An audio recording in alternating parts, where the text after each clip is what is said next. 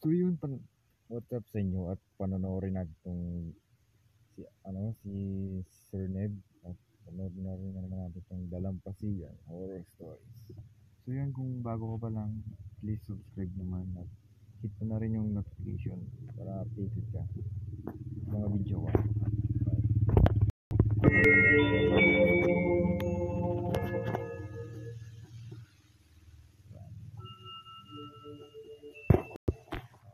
Magandang umaga po.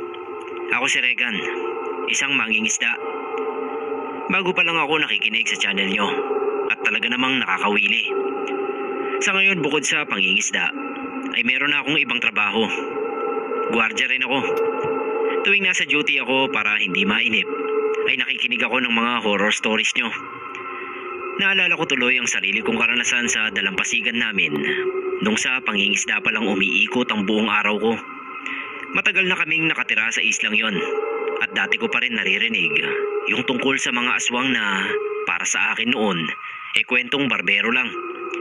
Hindi ko akalain na ako mismo ang makakaranas. Madaling araw nun, dalawa kaming papalaot ng tatay ko.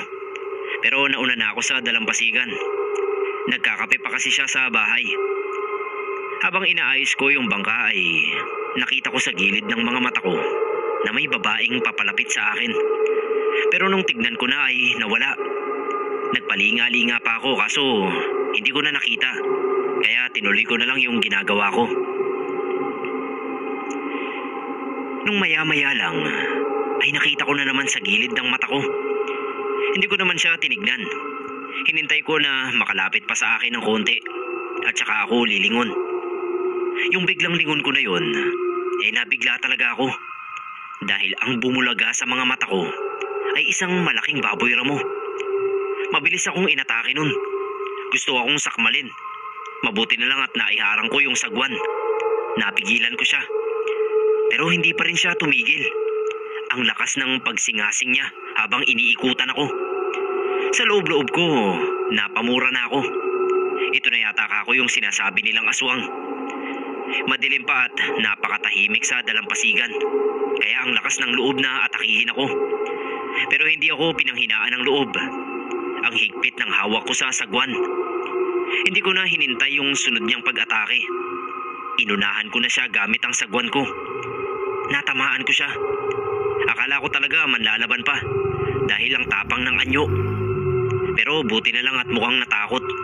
Dahil palaban din ako. Kaya mabilis na nagtatakbo palayo. Buo sa isip ko na yung babaeng nakita kong palapit sa akin at yung baboy ramo na yon ay iisa. Kasi hindi ko na nakita yung babae. Wala namang matatakbuhan yun agad-agad para mabilis siyang mawala sa paningin ko. Sa tingin ko, nagpalit ng anyong baboy ramo kaya hindi ko na siya nakita. Pagdating ng tatay ko ay naabutan pa niya akong hingal na hingal. Grabe rin kasi yung nervyos ko kahit sabihin pang palaban ako. Siyempre natakot din ako. Marami na akong napagkwentuhan ng karanasan kong ito. At lahat sila ay parehas din sa opinyon ko na yung babae at baboy ramo ay iisa.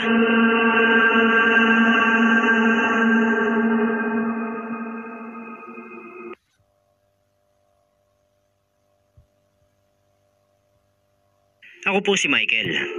Ibabahagi ko lang sa inyo ang naranasan ng pamilya namin noon sa probinsya. Sa pagkakatanda ko ay 2002 nangyari yon. 5 kaming magkakapatid at ang bunso naming si Jeka ay 6 years old pa lang noon. Ako naman teenager. Malapit lang yung bahay namin sa dagat. Kaya ang dalampasigan na ang nagsilbing parke at palaruan ng mga bata sa amin. Isang beses, bumaba na yung araw ay hindi pa umuuwi si Jeka. Inutusan ako ng nanay namin na hanapin siya. Nakita ko naman agad. Nandoon pa rin siya sa dalampasigan. Siya na lang yung mag-isa roon. Nag-uwian na yung mga kalaro niya. Pinagalitan ko kasi bakit hindi pa siya umuwi. Alam naman niya na paggabi na. Ang katwiran niya ay naglalaro pa raw sila ng napulot niyang pusa. Kinilabutan ako sa bitbit niyang pusa. Kasi itim na itim ang kulay. Sabi ko hindi ba siya natatakot doon? Baka aswang yun. Tinawanan lang ako ng kapatid ko. Tapos tumakbo na pa uwi. Dala pa rin yung pusa.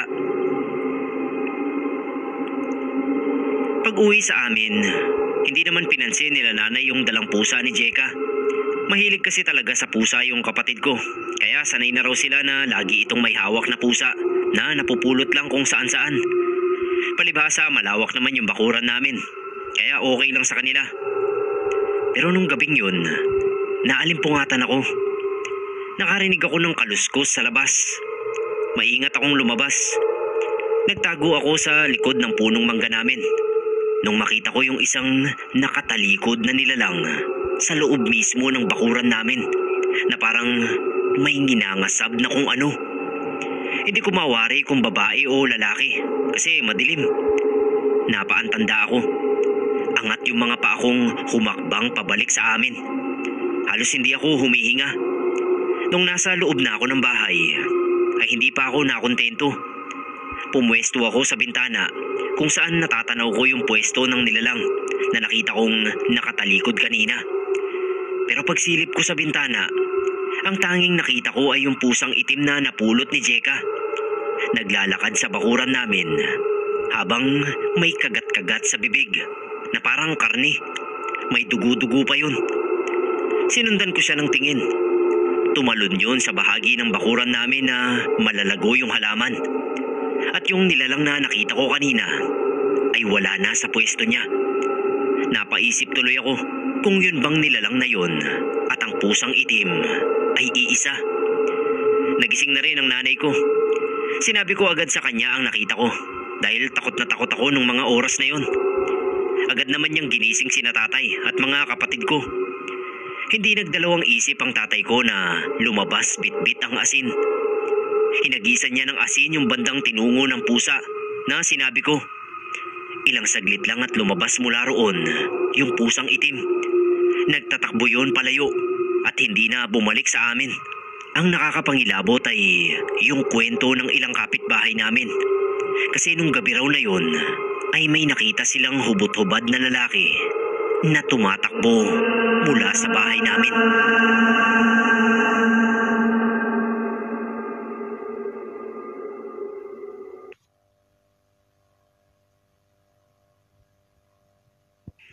Aswang. Yan po ang pinaka-kinatatakutan sa lugar namin nung mga bata pa kami. 12 anyos ako noon at siyang bunso sa aming magkakapatid. Ako po si Eric. Tulad ng ibang bata ay hilig ko rin pong makipaglaro sa mga kapwa ko bata at ang paborito naming lugar ay ang dalampasigan. Madalas hapon kami naglalaro. Nagtatakbuhan kami noon. Kung sino ang maabutan ay siya ang taya. Sa pagtakbo namin ay bigla akong bumangga sa isang alley na hindi ko kilala. Nagulat ako kasi ang sama ng tingin niya sa akin. Sa takot ko ay tumakbo ako sa mga kalaro ko. Tapos yung alley, sinundan niya ako ng tingin.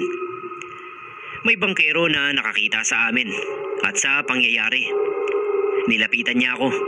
Ang sabi ay umuwi na raw ako dahil ang alley na yun ay isang aswang. Kilala raw niya yun. Bata pa ako noon kaya madali akong matakot. Sa takot ko nga ay nagtatakbo ako pauwi sa amin. Sinabi ko sa nanay ko ang nangyari at kung ano ang sinabi ng bangkero na kakilala rin nila. Tumawa lang sila nanay. Wag daw kasi akong nagpapaabot ng dilim sa daan dahil marami raw talagang aswang na naglipa na sa lugar namin. Hindi pa naman gabi nun. Pero dahil natakot talaga ako sa aling yun, kaya hindi na ako lumabas ng bahay. Nung sumunod na araw na naglalaro ulit kami, ay nakita ko na naman yung ali na naglalakad sa dalampasigan. Tapos tumingin din siya sa akin at masama na naman yung tingin niya. Kaya tumakbo uli ako pauwi. Nung gabi naman pagsilip ko sa bintana namin, nanlaki yung mga mata ko. Dahil sa labas ng bakuran namin ay nandoon at nakatayo yung ali. Nakatingin pa sa bintana namin.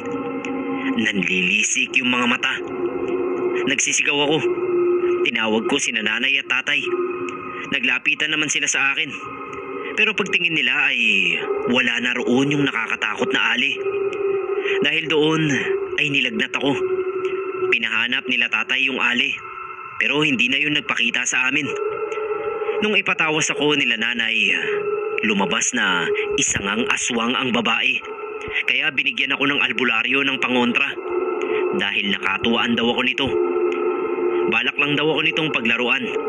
Siguro dahil nakita niya kung gaano ako natakot sa kanya. Kahit ngayong malalaki na kami, kapag nagagawi ako sa dalampasigan, ay hindi po pwedeng hindi ko maaalala yung alin na yun at kung paano niya ako tignan.